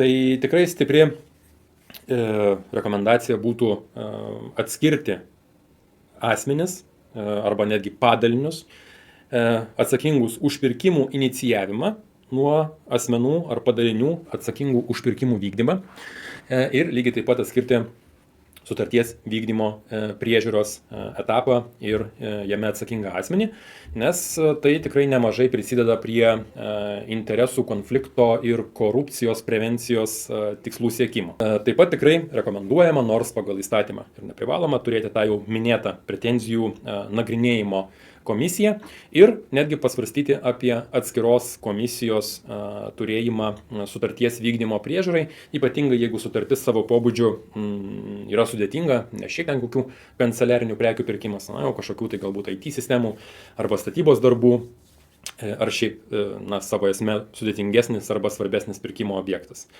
Taip pat minėtas už sutarties įvykdymo užtikrinimus atsakingas asmuo, tikrai labai gera idėja tokį asmenį turėti. Arba jeigu ir neturint, tai tikrai į šį aspektą dėti ypatingai daug dėmesio ir pastangų. Visą tai darant, vėlgi, geroji praktika, kuri rekomendacija ateina iš tam tikrų blogųjų praktikų, tai nesuteikti per daug įgaliojimų arba pareigų iniciatoriui ir pirkimų ekspertam. Ką turiu omenyje, tai kartais vėlgi tenka matyti, kad pirkimo iniciatorius turi paruošti jau galutinę techninę specifikaciją, sudėlioti visus kvalifikacijos reikalavimus, parengti sutarties tekstą ir padaryti labai daug darbų, kad komisijai beliktų tik pirkimą paskelbti. Ir neretai būna, kad pirkimo komisija pirkimą paskelbė net nesusipažinusi detaliau su iniciatoriaus parengtais dokumentais ir jų turiniu ir jų atitiktimi teisės aktų reikalavimų. Tai šioje vietoje nereikėtų tam iniciatoriui, kuris neretai tikrai neturi tiek daug žinių viešuosiuose pirkimuose, uždėti visos šitos atsakomybės, pareigos ar netgi įgaliojimų. Kitas pavyzdys tai su ekspertų pasitelkimu, kai reikia vertinti pasiūlymų atitikti, pavyzdžiui, pirkimo dokumentam. Vėlgi, kaip pasakyti, nepasitikėti tuo ekspertu 100% arba neįduoti jam vienam asmeniui įgaliojimų persigalutinai nuspręsti, ar pasiūlymas atitinka reikalavimus ar netitinka. Aišku, kad ekspertas taip, jis turi ypatingų gilių žinių tam tikrame klausime, galbūt kažkuriame techninėme aspekte. Tačiau jis vėlgi nebūtinai žino viešųjų pirkimų reglamentavimą ir praktikas. Tai pirkimų komisija turi atsižvelgti į eksperto išvadą, bet žinoma turi su ja susipažinti ir sprendimą dėl pasiūlymo atitikties priimti ne vien dėl eksperto teigimo, kad štai šitas pasiūlymas atitinka reikalavimus, o šitas netitinka. Praktikoje yra tekę matyti, kad ekspertas, tarkim, sako, ne, pasiūlymas netitinka reikalavimų, tačiau, taip pasižiūrėjus į pirkimo dokumentus, matosi, kad pirkimo dokumentuose nebuvo to reikalavimo, kurio neva tai netitiko eksperto vertintas pasiūlymas. Tai yra, ekspertas, nežinau kokiais kriterijais, kokiu įsivaizdavimu, nusprendė, kad galbūt ta prekė yra tiekėjo pasiūlyta kažkokia prasta ir kažko tai netitinka, bet jis nežinojo, kad tai reikia vertinti pirkimo dokumentų kontekste. Tai vėlgi, dar kartą pasikartojant, nereikia suteikti per daug įgaliojimų atskiriem asmenim, juo labiau, kad štai pačios komisijos, pirkimo komisijos egzistavimas vėlgi yra susijęs su interesų konfliktų rizikos valdymu, kai sprendimus priima ne vienas asmuo, jų grupė, o čia tarsi kaip kartais vienam asmeniui deleguojam priimti sprendimą, kurį turėtų priimti asmenų ratas, o ne vienas asmuo. Taip, dar papildant tai, ką tu pasakėjai, dėl funkcijų atskirimo ir atskirų komisijų, atskirų asmenų atsakingų už tam tikras funkcijas, labai noriu priminti dar dėl sutarties įvykdymo užtikrinimo, tikrinimo, vadinkim, ar ne, sutarties vykdymo metu. Tai svarbu ne tik susižiūrėti, kad terminai būtų tinkami, reikia pasižiūrėti, kad ir tarpiniai terminai būtų padengti sutarties įvykdymo užtikrinimo. Nepamiršti, kad jeigu sutarties įvykdymas turi būti pratęstas, kad tie užtikrinimai irgi būtų pateikti laiku. Na ir svarbiausia, kad jeigu vis tik tai nebuvo pateiktas sutarties įvykdymo užtikrinimas ar nelaiku buvo pateiktas, tai reikia nepamiršti taikyti ir delspinigus, jeigu tokie yra numatyti sutartyje. Na ir čia geroji praktika, kad šios visus veiksmus reikėtų turbūt atlikti ne vienam už sutarties įvykdymo priežiūrą, tai yra už sutarties įvykdymo užtikrinimus atsakingam asmeniui, o tuos veiksmus derinti su teisininku, galbūt kuris yra komandoje, nes tai susijęs su atitinkamu raštų rašymu ir panašiai, tai kad tas procesas vyktų sklandžiai, profesionaliai, tai verta pasitarti visada su teisininkų komanda. O toliau tęsiant, tu kalbėjai apie funkcijų atskirimą, dar svarbu paminėti kelis aspektus dėl darbo komisijose. Tai svarbu labai užtikrinti tinkamą komisijos sprendimų dokumentavimą. Tie sprendimai komisijų neturi būti kažkokie menami, o turi būti pagristi ir dokumentuoti, aprašyti protokoluose. Protokolai yra tie pagrindiniai dokumentai, kuriuose atsispindėti turėtų komisijų sprendimai. Čia turiu minty komisijos sprendimus, nes, sakykime, dėl kokio pirkimo būdo parinkimo, dėl rinkos konsultacijos atlikimo, netlikimo, užfiksavimo tam tikrų dalykų, kurie buvo gauti rinkos konsultacijos metu, galbūt taip pat dėl pasiūlymų vertinimo, pagristi, motyvuoti, išsamūs sprendimai turėtų atsispindėti protokoluose, ir panašiai. Taip pat visi asmenys, kurie dalyvauja pirkime ir gali daryti įtaką pirkimui, turėtų būti skiriami vadovo įsakymu, ir turėtų būti argumentuotos tų asmenų pasirinkimo priežastys. Ir vėl čia geroji praktika. Turėtų būti dokumentuojama, jeigu kažkoks asmuo komisijoje nedalyvauja iš tų, kurie yra paskirti įsakymu. Tai turėtų būti pažymima, kad asmuo, pavyzdžiui, X nedalyvauja komisijoje šiandien, nes, sakykime, susirgo ar turi kitokią priežastį. Tai tas irgi yra svarbu. Tas atsakomumas turi būti užtikrinamas viso pirkimo procedūros metu. Taip pat nepamirškite, kad turi dalyvauti bent vienas asmuo komisijoje, kuris turi atestuoto specialisto pažymėjimą. Ir dar svarbus dalykas ir geroji praktika, kad nebūtų pavaldumo santykių komisijoje. Tai yra, kad nebūtų taip, kad pavaldinys kontroliuoja vadovą. Tai yra svarbu užtikrinti, nes tokiu būdu užtikrinsim, kad visas procesas pirkime sprendimai bus priimti nešališkai. Taip, nes čia tikrai kyla tokių rizikų, kaip jaustis pavaldiniui, kai komisijoje jis turi galbūt nuomonę, kuris skiriasi nuo jo tiesioginio vadovo nuomonės, ar ne, kaip ir nebūtinai išeina nesutikti su vadovo nuomonė, turėti tą savo atskirą nuomonę, nes kai kuriais atvejais galbūt netgi galim žmogus pajausti tokį ir spaudimą, kaip čia dabar priimsiu, paprieštarausiu savo vadovui, ar tai neatsilieps tarnybai vėliau. Lygiai taip pat gali kilti problemų, jeigu, tarkim, pirkimo vykdymo metu būtų gautas pasiūlymas iš tiekėjo, dėl kurio komisijos nario vadovas, kuris taip pat yra komisijos narys, turi interesų konfliktą. Ir vadovas nusišalina, bet visuomet išlieka toks negeras jausmas, ar vadovas neperdavė kažkokio signalo, kaip turėtų pavaldinys įvertinti, kokį sprendimą priimti. Tai neturėtų būti statomi komisijų nariai į tokią situaciją, kai turėtų spręsti dėl ne jų pačių privataus intereso, bet dėl vadovo privataus intereso. Tai tikrai gera rekomendacija, kad nebūtų pavaldumo ryšių komisijoje ir visi būtų tarpusavyje lygus, arba tiesiog nepavaldus vienas kitam. Taip, toliau kalbant apie pagrindinius aspektus, kurie yra svarbus pirkimų procedūroje, tai labai svarbus yra interesų konfliktų rizikos tinkamas valdymas. Ir čia be to, ką jau kalbėjom, kad turėtų būti paskirtas už interesų konfliktų prevenciją atsakingas asmuo. Taip pat labai gera ir sveikintina priemonė yra skaitmeninių įrankių turėjimas organizacijoje, kurie eliminuoja tą žmogiškąjį faktorių, kad vis tik tai tas žmogus, kuris atsakingas už interesų konfliktų prevenciją, galbūt žmogiškai nesužiūrėjo ar nelaiku pastebėjo, kad kažkas nelaiku arba netinkamai yra deklaravęs interesus. Tai tų skaitmeninių priemonių yra turbūt įvairių ir nebijoju, kad jūs jas taikote ir tikrai gerai žinote, bet pagrindinis jų tikslas yra toks, kad žmonės, kurie atsakingi už viešuosius pirkimus, nepradėtų jokių nepriimtų sprendimų, nepradėtų veiksmų, kurie susiję su viešaisiais pirkimais prieš tai nedeklaravę interesų. Tai tokia praktika yra tikrai sveikintina, ją mini kaip gerąją ir viešųjų pirkimų tarnybą savo įvairiose išvadose ir pastebėjimuose. Jeigu jau atsitiko kažkokia situacija, kuri kelia riziką galimam interesų konflikto atsiradimui, tai būtina tą informaciją laiku perduoti atitinkamam asmenim, kad jie galėtų tinkamai suvaldyti tą interesų konfliktų rizikos atsiradimą ir priimti atitinkamus sprendimus.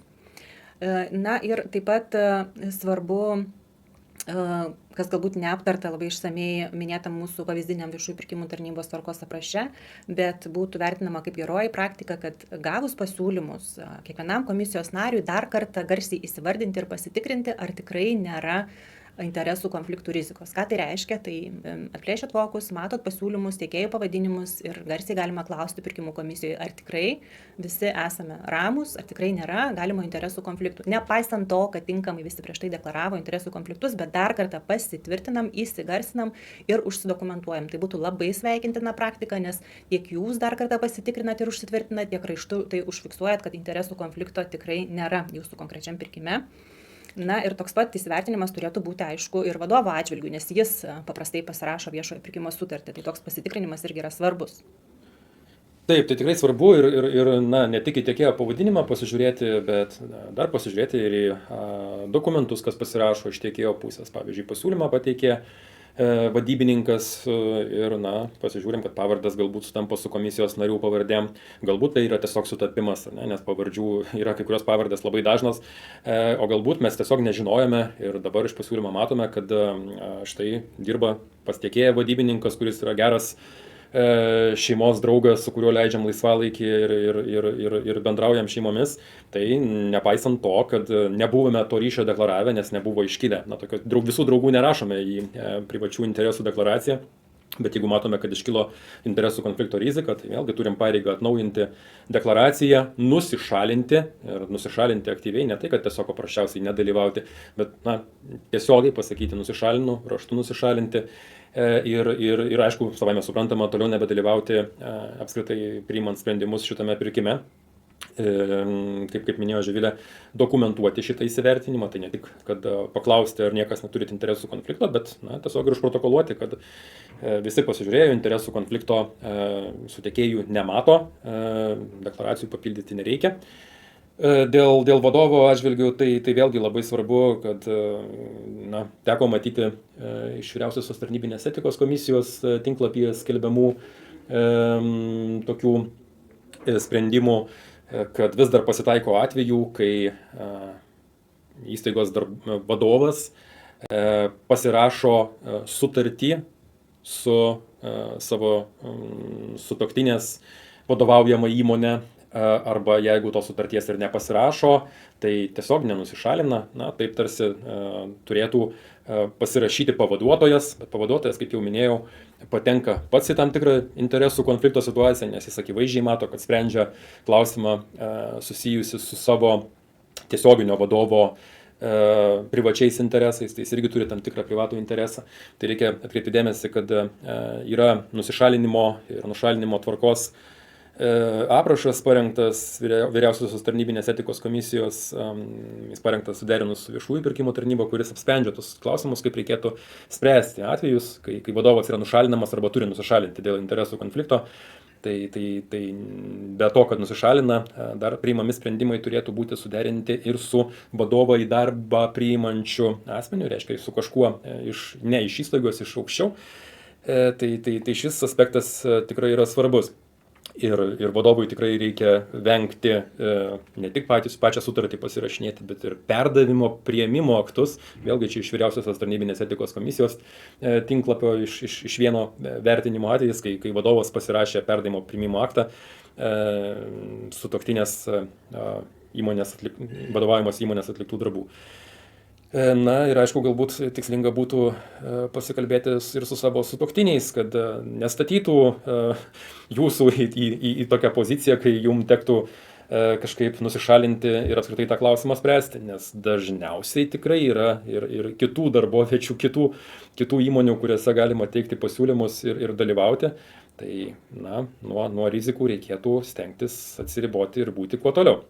Taip, kitaip sakant, procedūromis, bet gyvenimas kartais nutinka ir tos staigmenos ištinka, tai svarbu tinkamai žinoti savo interesų konfliktų rizikas ir jas valdyti. O tam, kad tas valdymas būtų efektyvus, tai rekomenduojama turėti prisijungimą prie PINREGO įstaigos atstovai. Ar tai bus kažkoks už interesų konfliktų prevenciją atsakingas asmuo, galbūt pirkimų koordinatorius, nes jeigu pažiūrėsite, kokias funkcijas deleguoja viešųjų pirkimų tarnybos minėtame apraše, tai tas pirkimų koordinatorius turėtų atlikti atsitiktinį pirkimų vertinimą ir panašiai. Tai jeigu jisai turėtų, pavyzdžiui, prisijungimą prie PINREG sistemos, tai galima sutikrinti tas interesų konfliktų rizikas ir šios sistemos duomenimis vadovaujantis, kuriam asmeniu tai bus paskirta, matyt, bus sprendžiama organizacijos viduje, bet tai būtų užtikrinimas tinkamas ir efektyvus interesų konfliktų rizikų valdymas.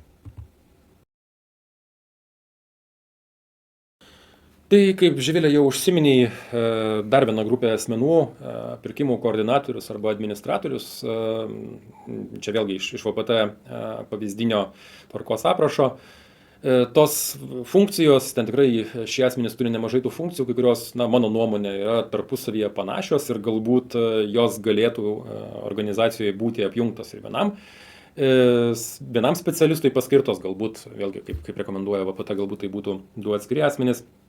Ir būtų galima išskirti, iš ten nurodytų daug jų įvairiausių atsakomybių, keletą tikrai mūsų nuomonė svarbių. Tai yra pirkimo plano vykdymo priežiūra ir pirkimų inicijavimo proceso priežiūra. Taip sakant, žiūrime planą su faktu. Metai įpusėjo, o daugiau kaip pusė pirkimų dar neinicijuota. Žiūrime pagal planą, kada jie turėjo būti inicijuoti. Vėlgi pagal tvarkos aprašą, kad nesigautų taip, kad pirkimas yra inicijuojamas likus savaitė iki galiojančios sutarties pabaigos, tai kad iniciatoriai laiku inicijuotų, kad surinktų visą reikalingą informaciją iki pirkimo inicijavimo ir taip toliau. Taip pat mokymų pirkimo procese dalyvaujantiems asmenims koordinavimas ir, vėlgi, pirkimo procese dalyvaujantis asmenys tai šiek tiek plačiau negu kad pirkimų komisija arba pirkimo organizatorius, nes, lygiai taip pat svarbus mokymai yra ir iniciatoriam, jiem aktualiom temom, tai ten būtų techninės specifikacijos rengimas, galbūt rinkos analizė, poreikių analizė ir taip toliau. Taip pat už sutarties vykdymo priežiūrą atsakingiam asmenim, tai kas yra svarbu jiem, galbūt kažkas apie sutarties keitimą. Lygiai grečiai ir horizontaliai visiems svarbios temos, kurios tiesiogiai su pirkimais nėra susijusios, tai interesų konflikto rizikos prevencija, korupcijos prevencija, taip pat tarkime, su konkurencijos ribojimais tam tikri susiję mokymai dėl tiekėjų susitarimų, požymių, kaip atpažinti, kad tiekėjai galbūt teikia suderintus pasiūlymus ar kažkaip kitaip gudrauja. Tai tokie horizontalūs mokymai, vėlgi jie gali būti tikslingi platesniam ratui asmenų, ne tik galbūt pirkimų komisijai, kuri kartą per metus nueina į konferenciją pirkimų. Taip, ir čia dar paminėsiu, kad svarbu ne tik pats tų mokymų organizavimas, bet vėlgi grįšim prie to dokumentavimo, nes svarbu yra žinoti, kurie asmenys konkrečiai dalyvavo mokymuose, kiek asmenų dalyvavo mokymuose, galbūt turite kažkokį tai dalyvių sąrašą, tai tuos dokumentus irgi svarbu yra turėti ir saugoti, kad atėjus laikui būtų galima pademonstruoti, kad tos kompetencijos ne tik menamai ar teoriškai buvo įgytos, bet ir praktiškai, kad tie asmenys sudalyvavo tuose mokymuose. Ir dar aš norėčiau grįžti prie pirkimo inicijavimo proceso. Tai čia vėlgi tikrai labai svarbu užtikrinti, kad tie pirkimai vyktų laiku pagal numatytą pirkimų planą, bet taip pat nemažiau svarbu yra pasižiūrėti galbūt tam pirkimų koordinatoriui, kad pirkimų planas atspindėtų ir organizacijos strateginius tikslus. Na, turbūt kiekviena įstaiga planuoja ne tik metam savo organizacijos veiklą, bet ir ilgesniam laikotarpiui norisi manyti. Ir ten matyti atsispindi įvairūs viešųjų pirkimų politikos tikslai, tai yra ir darnieji pirkimai bendrai paėmus, tiek tai būtų inovatyvūs ir žalieji ir kiti socialiniai reikalavimai. Tai jeigu įstaiga turi savo strategijoje 5 metų, kurie yra paprastai rengiami keliems metams strateginiai tikslai, kad jie nugultų, vadinkim taip, atitinkamai ir į pirkimus ir kad būtų užtikrintas tas vientisumas perkančiosios organizacijos strateginių tikslų ir pirkimų, kurie, per pirkimus mes paprastai tuos savo tikslus įgyvendinam didžiąją dalimi, tai tikrai. Taip pat tikrai labai gera mintis ir gera idėja turėti dedikuotą asmenį arba kelis, kurie padėtų susigaudyti ir nepavėluoti į traukinį, kuris nuvažiuoja dėl įvairių teisės aktų pasikeitimų, tam tikrų praktikų pasikeitimų arba naujos teismų praktikos atsiradimo. Tai būtų tikslinga turėti asmenį, kuris periodiškai, kas 5 dienas, o gal kiekvieną rytą sektų ir pasižiūrėtų, ar nėra pasikeitęs viešųjų pirkimų įstatymas, ar nėra planuojamų galbūt kažkokių pakeitimų. Galbūt kažkurių, kurie dar yra neįsigalioję, bet juos reikės spėti sureaguoti. Kažkokie poįstatyminiai teisės aktai. Teisės aktų projektai, kuriem galbūt galima būtų pateikti kažkokias pastabas, arba turėti tokį bendrą pajautimą ir pulsą, kokie pakeitimai numatomi ir kam gali tekti ruoštis. Lygiai taip pat ne tik teisės aktų pasikeitimai, bet ir metodinės medžiagos įvairių atnaujinimų sekimas. Tai ir dažniausiai užduodamų klausimų VPT tinklapyje ir galbūt kažkokių gairių atnaujinimas, informaciniai pranešimai, būti užsiprenumeravus. Sekti teismų praktiką, tai aukščiausiojo teismo praktika, teisingumo teismo praktika pasižiūrėti periodiškai ir tikrai dažnai, ne kartą per mėnesį, o kartą per savaitę čia rečiausiai, pasižiūrėti, ar nėra kažkokių naujų teismų praktikoje išaiškinimų. Ir kas svarbu, ne tik pasižiūrėti, bet ir nedelsiant pasidalinti su visais kolegom ir sakyti, žiūrėkit, pasikeitė, darėm vienaip, paaiškėjo, kad blogai, nuo šios dienos darom kitaip. Jeigu reikia, pasitarėm visi centralizuotai, reikia išaiškinimo centralizuotai, ne kiekvienas asmeniškai mastom, ką čia daryti. Tarėmės, jeigu reikia, galbūt rašom kompetentingai institucijai pasiklausti, skaitom dar kartą, įsitraukiam teisininkus, bet tiesiog, kad nebūtų taip, jog pasikeitė praktika, kaip reikia vertinti pasiūlymus, o mes dar pusę metų iki konferencijos viešųjų pirkimų, kur išgirsime, kad kažkas pasikeitė, vertinam po senovę ir tada turim siurprizą. Tai pasitarkite su savo ir įstaigos IT skyriumi tikrai yra tokių technologinių sprendimų, kad nereikėtų pačiam kiekvieną dieną atsidarinėti, yra galimybės užsiprenumeruoti tam tikrus atnaujinimus, naudotis tam tikrom programėlėm, kurios seka tuos atnaujinimus ir gali mums duoti signalą, kad kažkas kažkokiame tinklapyje pasikeitė, kažkas atsirado naujo. Tai tų sprendimų tikrai yra daug, svarbiausia visą tai sekti, susekti ir būtinai pasidalinti. Prie šito aspekto dar kas čia nepaminėta, lygiai taip pat yra naudinga susipažinti su viešųjų pirkimų tarnybos skelbiamom išvadom ir tikrinimo ataskaitom. Tai yra mokytis, kaip jau minėjom ir nekartą minėjom ir dar daug kartų minėsim, mokytis iš svetimų klaidų. Tai yra pažiūrėti, kokiom formuluotėm, kokiem pirkimam, kokiom praktikom tarnyba turėjo pastabų, net jeigu, tarkim, iš tos išvados neatrodo, kad ten kažkaip labai griežtai pasisakyta, galbūt suabejota, galbūt pasakyta švelniau, bet, kas šiandien atrodo kaip maža problema, po kiek laiko gali susisumuoti su keliom kitom mažesnėm problemom ir tapti didesnė problema. Tai sekti tas praktikas ir vėlgi dalintis, turėti praktikos dalinimąsi įstaigoje. Taip, tai galėtų būti vykdoma įvairiomis matyt formomis ir mes jų čia tikrai jums nenustatysime kokią formą, bet tikrai gera praktika yra daryti, praktikos mainus, kažkokias diskusijas ir panašiai, tie aptarimai turėtų vykti nuolat. Taip pat labai svarbu užtikrinti, kad sutartys būtų paviešintos laiku, kad būtų pateiktos pirkimo procedūrų ataskaitos, tai šitą funkciją irgi turėtų prisiimti ar tai administratorius, ar tai koordinatorius. Ir dar kas labai svarbu, turėti vidinės pirkimų patikrinimo procedūras, Tai yra tikslas, kad jūsų vidaus kontrolė būtų ne tik ant popieriaus, bet ir praktikoje įgyvendinama efektyviai ir tas perpasitikrinimas kažkokia tai forma, kažkokia tai tvarka, kuri yra pas jūs patvirtinta organizacijoje, turėtų būti vykdomas. Na, kaip matysite iš pavyzdinio tvarkos aprašo, tai ši funkcija galėtų būti priskirta ir pirkimų koordinatoriui, o galbūt ir kitam asmeniu, tai čia jau jūsų bus sprendimai. Bet ar tai bus kažkoks atskiras patikros lapas, ar tai atsitiktinė tvarka parenkamų pirkimų pervertinimas, kažkokia tai apimtim, gal ne visa nuo pradžios iki pabaigos proceso, bet gal svarbiausiais klausimais, ar ne? Tai visa tai turėtų būti nustatyta atsižvelgiant į rizikas, kurios galimai kyla pas jūsų organizacijoje, galbūt į kažkokias klaidas, kurios įvyksta pirkimo procedūrų metu ir kurios yra tokias labai skaudžios, ar ne? Tai visa tai iš praktikos galėtų nugulti į tą vidaus pirkimo organizavimo ar kontrolės tvarką. Na ir tie pirkimų patikrinimai tam tikrais etapais turėtų būti atliekami. Aišku, galim pabūti ir taip ir atviri, ir savanaudiški, kad tie pirkimai, kurie finansuojami ES lėšom, na, tikrai turėtų būti vienas iš prioritetų, ne? Nes ten tos pasiekmes gali būti ir skaudžiausias. Tai atsitiktinė tvarka arba pagal, na, tarkim, tokius požymius kaip didžiausios vertės sutartis, ar ne, nuo kurios ir finansinė korekcija gali būti didžiausia. Tai ten dėti didžiausią dėmesį ir viduje pasitikrinti to pirkimo vykdymą, na, dar ypatingai tuo metu, kai dar galima kažką pakeisti. Labai svarbu atkreipti dėmesį tai, kad tas vidinis patikrinimas, vidinis auditas pirkimo procedūrų turėtų būti orientuotas ne į tai, kad surasti, kas yra blogai ir nubausti tą, kuris blogai padarė ir kažkaip pabaksnuoti, bet rasti tai, kas veikia blogai, kas nepasisekė ir rasti būdą, kaip, pirmas dalykas, ištaisyti, jeigu tai yra įmanoma, tai, kas įvyko blogai. Ir antras dalykas, užkirsti kelią tokių klaidų pasikartojimui ateityje. Vėlgi peržiūrėti savo vidaus kontrolę ir rasti kažkokius tai sprendimus. Ne, tarkim, nusprendėme neturėti atskiros pretenzijų nagrinėjimo komisijos, bet bedarydami tokią atsitiktinę tvarką patikrinimą, matom, kad negerai ta pretenzija buvo išnagrinėta ir nelaiku, ir nesižvelgta į tiekėjo argumentus ir taip toliau. Tai galbūt reikia taisytis ir vis dėlto tokią komisiją atskirą sudaryti. Taip. Ir tu čia man priminei dar vieną svarbų aspektą, kurį noriu paminėti, tai apie tą dalymas informacijos, tai yra atliekama išankstinė patikra dokumentų ir ES lėšomis finansuojamuose pirkimuose tokios patikros yra atliekamos.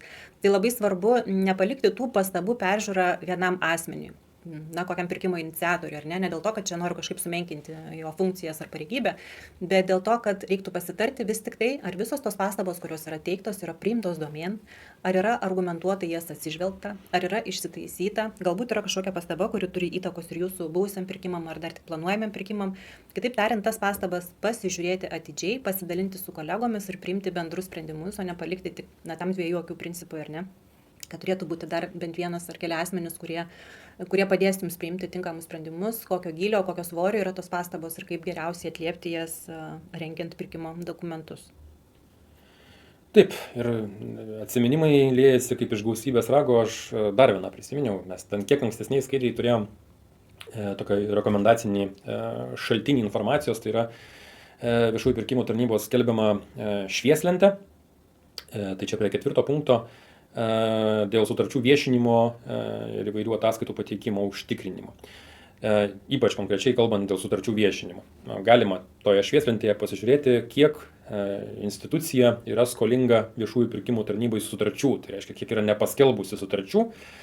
Ir, na, ten tiesiog kartais įsivedus organizacijos pavadinimą matai, kad nepaviešinta ten kelios dešimtys, ne viena, o tiesiog dešimtimis ir kelis metus iš eilės. Tai tiesiog kyla klausimas, na, kodėl nepasižiūrėjo ta organizacija švieslentėje ir nepasirūpino, kaip tą skaičių sumažinti iki 0. Aišku, gali būti, kad galbūt ten įsivėlė kažkokia klaida. Bet ta klaida, kadangi vėlgi švieslentėje ten informacija generuojama ne iš lubų, o iš tam tikros perkančiosios organizacijos pateiktų duomenų, pavyzdžiui, metinių ataskaitų, tai tikriausiai skaičiai nesueis dėl kažkokios informacijos, kuri buvo pateikta pačios perkančiosios organizacijos. Tai reikėtų bent jau tada išsiaiškinti, kurioje vietoje yra klaida. Jeigu ji yra, tai arba paviešinti daugiau sutarčių, arba kažkokią ataskaitą patikslinti, jeigu tai yra įmanoma. Jeigu ne, tai tada turėti bent jau, na, aišku, įsivaizdavimą, kodėl tie skaičiai ten raudonuoja. Bet vėlgi įrankį turim labai paprastą. Pasižiūrėti, ar tikrai viskas, na, bent jau atrodo taip, kaip turėtų atrodyti. Jeigu ne, tai yra puikus signalas, kad reikia gilintis, kurgi turime trūkumų su pirkimo proceso organizavimu. Ir kaip paaiškėja, vis dėlto tų trūkumų praktikoje pasitaiko. Štai valstybės kontrolė, netaip senai, 23 metų, gegužės 29 dienos ataskaitoje, kur vertino tam tikro perkančių organizacijų rato vidaus kontrolės sistemas, kurios susijusios su viešųjų pirkimų vykdymu, tai tų sistemų atitikti keliamiem reikalavimam. Ir nustatė ką, kad pavyzdžiui, daug ten nustatė dalykų, bet pavyzdžiui, interesų konfliktų prevencijai kontrolės priemonės kažkokias apskritai turėjo pusę tikrintų įstaigų, bet praktiškai ir faktiškai jos veikia tik 34%. Kitaip sakant, dalyje įstaigų viskas aprašyta, kaip ir yra, bet neveikia. Ką reiškia neveikia, tai parašyta, kad žmonės turi deklaruoti interesus, kažkas turi tai tikrinti, bet kažkodėl tai žmonės nedeklaravę interesų pradėjo dalyvauti pirkimuose, kažkodėl tai neatnaujino, galbūt kažkodėl tai nenusišalino ir taip toliau. Tai vėlgi, neužtenka turėti vidaus kontrolės sistemą ir aprašą, reikia, kad jis praktiškai ir veiktų. Taip pat, kaip trūkumas, buvo identifikuota, kad vidutiniškai tik 23% pirkimo procese dalyvavusių darbuotojų bent kartą tobulino kvalifikaciją šioje, tai reiškia pirkimų srityje. Kaip ir minėjau, čia turbūt į tą skaičių patenka ir procese dalyvaujantis asmenys, iniciatoriai, už sutarties vykdymo priežiūrą atsakingi asmenys. Ir jiem irgi yra svarbu dalyvauti mokymuose. Kitas galbūt aspektas yra tai, kad gal jie ir dalyvavo mokymuose, tiesiog paskui, kai buvo paklausta, ar mane galėjo to parodyti, nes pažymėjimų nebuvo, sąrašų nebuvo, niekur neužfiksuota. Arba tiesiog neprisiminė. Daugiausiai trūkumų valstybės kontrolė nurodė matanti įstaigų pirkimų poreikio formavimo ir sutarties vykdymo etapų reglamentavime. Kaip ir natūralu, viešųjų pirkimų įstatymas detaliai apibrėžia pirkimų vykdymą, labai mažai apibrėžia, kaip turi būti formuojami poreikiai ir inicijuojami pirkimai ir kaip turi būti atliekamos sutarties vykdymo etapo priežiūra. Tai vėlgi čia yra erdvės įstaigos vidaus kontrolės tvarkos aprašui, būtent ten ir galima detalizuoti ir reikia būtent šiuos etapus detalizuoti, nes įstatyme tai yra labai mažai detalizuota. Kitas trūkumas, vėlgi, kad trūksta pirkimų procese dalyvaujančių darbuotojų funkcijų ir atsakomybių apibrėžtumo. Jeigu yra apibrėžta, kad turi būti iniciatorius ir organizatorius, tai nelabai aišku, kas ką daro iki galo. Kasgi tą specifikaciją ten rengia, kas su kuo derina, ar gali organizatorius pakvestionuoti specifikacijos turinį ir taip toliau. Kodėl vizuoja vienas, o ne kitas asmuo pirkimo paraišką, vizų 10, už ką jie ten atsakingai, kai deda tą vizą, vėlgi neaišku. Tai kaip geroji praktika, aišku, būtų ir buvo įvardinta valstybės kontrolės, kad ir būtų aprašoma, kas ką vizuodamas, už ką yra atsakingas ir kokiu kampu pasižiūri. Finansininkas vizuodamas pirkimo paraišką patvirtina, kad yra toje turbūt išlaidų eilutėje pinigų ir tiek, jis nežiūri techninės specifikacijos atitikties viešųjų pirkimų įstatymų reikalavimo. Taip ir kiti dar aspektai valstybės kontrolės, kurie buvo paminėti toje ataskaitoje, tai vis dėlto pastebėta, kad net 72 procentuose įstaigų atliekamų pirkimų vis tik buvo nustatyta neatitikčių reglamentuojančių teisės aktų nuostatų reikalavimam, kad kontrolės priemonės buvo nepakankamos arba neįtin efektyvios, kad vis tik tai neužtikrintas tinkamas veiksmų fiksavimas, kas susijęs su pirkimo procesu. Mes jau čia kalbėjom daug kartų ir dar atskirai paminėsim apie tinkamą dokumentavimą, tai yra tikrai svarbu. Ir net 88 procentuose įstaigų jos turi informacijos teikimo į CVPS kontrolės priemonėse, bet net 50 procentų įstaigų pirkimų jos vis tik tai nesuveikia. Čia kažkas galbūt laiku nepaviešino sutarčių, pakeitimų ir taip toliau, ir aš manyčiau, kad tose įstaigose tiesiog nebuvo už tai atsakingo asmens. Kaip sakoma, 9 auklės vaikas be galvos, tai 9 viešinantis ir kažkas būtinai nepaviešins tos sutarties, kurią jis turėjo paviešinti, ir dar jeigu niekas ir neseka ir nekontroliuoja, tai tas skaičius tikrai nepaviešintų sutarčių gali būti ir didesnis, arba pavėluotai paviešinama. Tai tiesiog dar kartą patvirtina, kad pirkimų vidaus kontrolės taisyklių turėjimas, tai čia yra tik dalis dėlionės, o kita yra dalis žiūrėti ir koreguoti nuolat tas taisyklės ir jas parengti taip, kad jos faktiškai veiktų, o ne tiesiog, kad gulėtų kaip dokumentas, kurį galėtume kažkam parodyti, o patys atsiverstume tik tada, kai reikia kažkam parodyti. Turbūt būtų geroji praktika patvirtinus tas taisyklės, ypač jeigu jos naujai patvirtinamos, o ne kažkoks kosmetinis pakeitimas atliekamas. Geriausia būtų suburti tuos žmonės ir tiesiog pristatyti, kas už ką vis tik bus atsakingas, kad visi komandoje žinotų tiek tarpusavio atsakomybės, tiek savo asmeninės atsakomybės, kad tai būtų įgarsinta, aptarta, sutarta, na ir tada tinkamai jų laikomasi. Na ir kokia yra geroji praktika, kokie yra patarimai, kuriuos mes norime jums akcentuoti iš savo praktinių pastebėjimų, kokius svarbiausius akcentus norėtumėm dar įdėti. Tai vėlgi grįžtam prie to atliekamų veiksmų tinkamo ir išsamaus dokumentavimo. Tai kaip minėjom, jau tai pastebi ir valstybės kontrolė ir kitos institucijos, kad vis tik tai perkančios organizacijos nepakankamai arba nedokumentuoja tam tikrų veiksmų. Tai, kaip minėjom, skiriant komisiją, asmenys į komisiją turėtų būti atitinkamai jie skiriami vadovo įsakymu, tai turi atsispindėti asmenų skirimas, jų pavadavimas ir taip pat dokumentuojamas tų asmenų nedalyvavimas komisijoje, kai ta komisijos posėdžiai vyksta. Taip pat turėtų būti atsekamumas įvykusių mokymų ir specialistų ir apskritai žmonių, kurie dirba su pirkimais, kvalifikacijos kėlimas, tai yra asmenų ar dalyvių sąrašas, kurie dalyvavo tam tikrais metais kažkokiuose mokymuose, tai mokymų pavadinimai, galbūt kas vedė mokymus, labai puiku, jeigu turite ir mokymų medžiagą, kuria būna paprastai pasidalėjama po mokymų, tai atskirą turėti tokią failiuką, kur bus kaupiama informacija apie asmenų kvalifikacijos kėlimą. Taip pat turėtų būti užtikrinamas informacijos atsekamumas. Na, informacijos, kuri yra tiek jūsų elektroniniam pašte ar kažkokiose sistemose, kurias jūs turite, valdote ir administruojate, atsekamumas, kad būtų užtikrinamas duomenų išsaugojimas ir vientisumas. Na, jeigu tai kalbame, pavyzdžiui, apie pirkimo sutartis, kad būtų labai svarbu užtikrinti, kad pirkimo sutartyje atsispindėtų visą reikiamą informaciją, koks tai buvo pirkimas, pirkimo numeris ir panašiai, kad tai nebūtų kažkoks tik tai tekstas, kur menamai galima tik tai spėti, iš kokio čia pirkimo atėjo ta sutartis. Kartu prie sutarties turėtų būti pridėtas ir tiekėjo pasiūlymas ir atitiktis techniniai specifikacijai, dokumentai įrodantys kvalifikacijos atitikti ir panašiai. Žodžiu, kad būtų užtikrintas tas laimėtojo pasiūlymo tinkamas vertinimas, jeigu mes kalbam apie tokią dalį pirkimo procedūros, kaip laimėtojo nustatymas ar ne, tai čia svarbu visi dokumentai, jų atsekamumas ir tinkamas duomenų vientisumas. Kalbėjome taip pat apie komisijos rengiamus protokolus, apie jų turinį. Tai, kaip minėjau, svarbu yra jau protokole dokumentuoti tinkamai ir motyvuoti, kodėl buvo ar nebuvo atlikta rinkos konsultacijos rezultatai, kokie buvo dalyviai, kurie dalyvavo rinkos konsultacijose ar ne. Dėl pirkimo būdo pasirinkimo labai svarbu turėti pakankamus motyvus, ypač jeigu kalbame apie supaprastintus pirkimus, o ne tarptautinės vertės pirkimus ar ne. Taip pat jeigu naudojate kažkokius tai sutrumpintus terminus ar ypatingą pirkimo būdo kaip derybas kokias ar ne, tai vėlgi turėtų būti priimami sprendimai, atitinkamai motyvuoti ir dokumentuoti komisijos protokoluose. Na, jokių būdų nereikėtų taikyti praktikos tik bendravimo telefonu, Gediminas apie tai jau kalbėjo, tai atitinkamai po to, jeigu jau ir buvo bendrauta telefonu, to aišku mes neišvengsime, tai kad būtų uždokumentuota, koks buvo pokalbis, kada vyko pokalbis, su kuo vyko pokalbis ir kas to pokalbio metu buvo sutarta.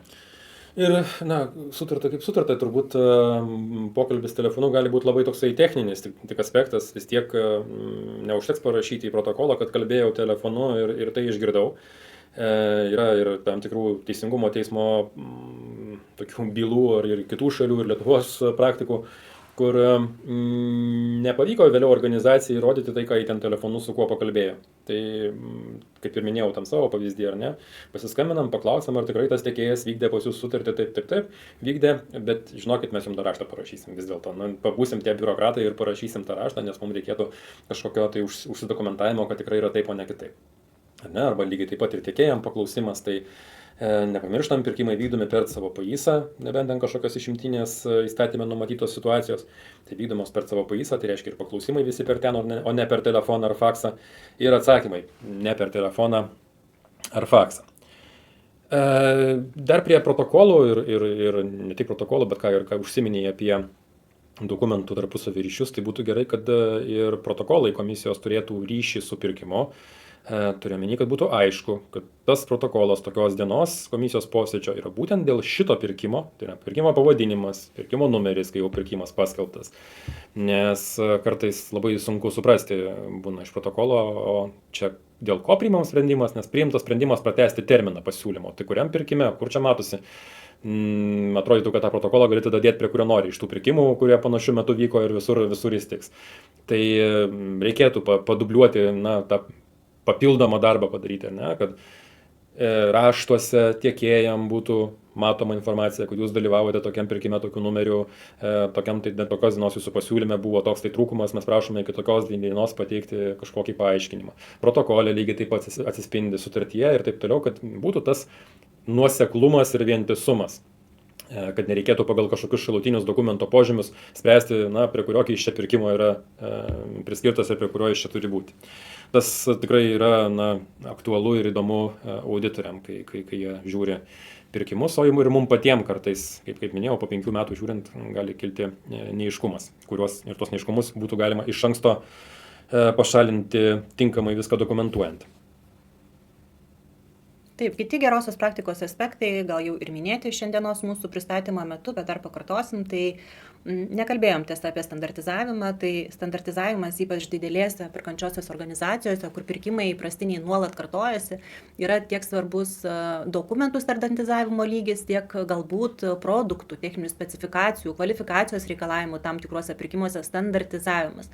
Aišku, čia nereikėtų paslysti ant tos standartizavimo panacėjos, nes labai standartizuodami galime kartais ir įsivelti į klaidas, ypač kai keičiasi teisės aktai ir pasikeitė koks nors reglamentavimas dėl kokių žaliųjų kriterijų ir panašiai, tai aišku, tą reikėtų visą laiką persižiūrėti ir tai galėtų daryti, kaip minėjom, pavyzdžiui, pirkimų koordinatorius, bet vis tik tai standartizavimas tikrai sutrumpina laiko tiek rengiant vis naujus ir naujus variantus sutarčių projektų, kurios ketinama sudaryti, ar ne, tiek techninių specifikacijų rengime, kai kalbame apie standartinius įprastus produktus organizacijoje, galėtų organizacija pasitvirtinti metam ar keliems standartą techninių specifikacijų tų produktų grupių, kurios yra dažniausiai naudojamos įstaigos veikloje. Tai čia yra tikrai dideli laiko taupimo resursai, apie tai reikėtų pagalvoti. Taip pat, kai kalbam apie sutartis ir kitus dokumentus, jų standartizavimą, tai reikėtų nepamiršti įsivertinti, kad yra patvirtintos tam tikros sutarties tipinės sąlygos, kurios yra privalomas, kai kurios dar tik tai bus privalomas, tai reikėtų sekti aktualiausią informaciją. Taip pat geroji praktika ir patarimas, kas liečia sutartis ir kitus dokumentus, tai turėti ne jų skanuotą vadinamą PDF variantą, o vis tik tai dokumentą, kuris pasirašytas elektroniniu parašu.